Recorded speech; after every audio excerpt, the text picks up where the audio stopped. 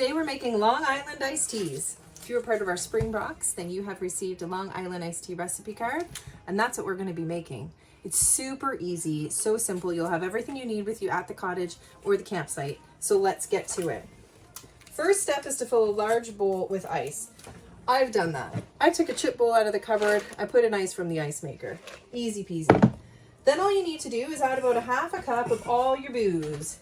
Your tequila, your rum, your vodka, your gin, your triple sec, and then a little bit more lemon juice and some simple sugars.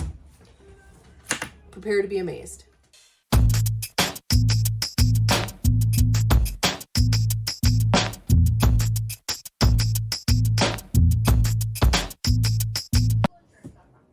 So there you go. We've got all of our alcohol, our simple sugar, and our lemon juice in. It has been chilling in the bowl. Okay, smells amazing. Sounds even better. I kind of want to just tip it right in, but it actually would floor me. So we'll keep following the directions. What we're going to do is strain this into the pitcher and add some cola. Easy peasy. So here's where I like to cheat. Okay, first of all, I'm in my trailer. I don't have any highball glasses, so it's going to be plastic cups. That's how we roll. I reuse the ice that I just had all that delicious booze in. So while it's in the strainer, I just scoop it right into my cup.